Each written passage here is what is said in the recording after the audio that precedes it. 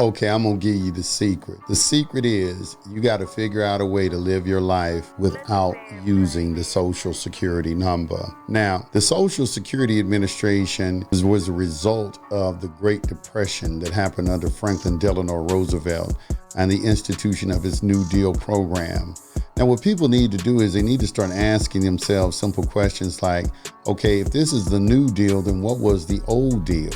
What do you mean New Deal? Well, the deal is that you, the American people, would agree to be the surety for a debt, and the United States of America would go and borrow money from a Federal Reserve, which is a private bank, it's not a governmental entity, and we would agree to be sureties for any money they borrowed and spent under the guise of for the benefit of the American people. All the while giving money away to other countries and things of this nature. The Social Security number is the nexus that attaches you to the federal jurisdiction. A United States citizen is a federal citizen. It is not a state citizen. It's a federal citizenship. A United States citizen was created as a result of the 14th Amendment.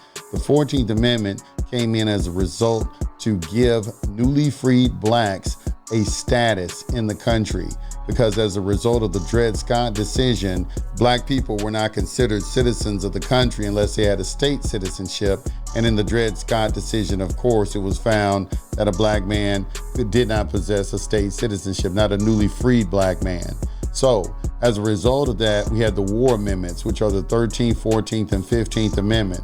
The 13th being that slavery nor involuntary servitude should not exist anywhere in the United States. And then the 14th Amendment, which gave a status to newly freed slaves and included them in citizenship with all the other countries. It's a federal citizenship. This federal citizenship, it's good. It has positive and negative aspects associated with it. The positive aspects is that you do get a citizenship and you do get to participate fully in the benefits that the country has to offer. The negative side of it is in the acceptance of those benefits, you lose rights, some very important rights at times. And you have to really think about and be able to weigh your options when you take into consideration the rights that you're losing. They have something called the Ashwander Rule. Now, the Ashwander Rule number 6 speaks about that if you are an acceptor of a benefit and a privilege of a statute, you cannot challenge the constitutionality of that statute. So you lose the power to challenge constitutionally when you are an acceptor of benefits and privileges. And then you wonder about people talking about their constitutional rights. Well, you've just been taken outside the framework of the Constitution and been placed in a territorial jurisdiction where the federal government possesses what is called plenary power. This is always as a result of Article 1, Section 8, Clause 3 of the Constitution, which is the Commerce Clause. They have a right to regulate commerce. So they've converted everything into a commercial item into the country.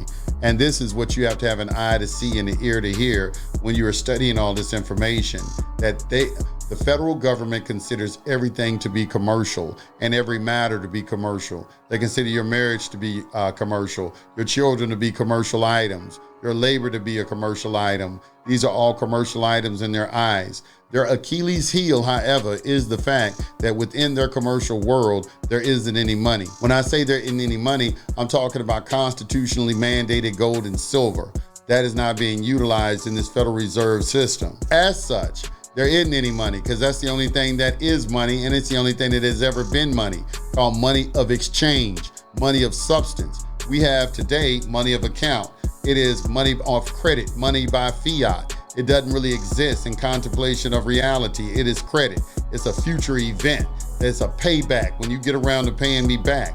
So when we understand that that is how everything works, and we can begin to understand a new avenue of attack when we can get a remedy in court or in other situations by addressing it commercially and by following the rules commercially that they have to also follow, and be able to document this all along the way, because it's all about evidence. And when you don't have the evidence to substantiate your position, then you're on the losing end.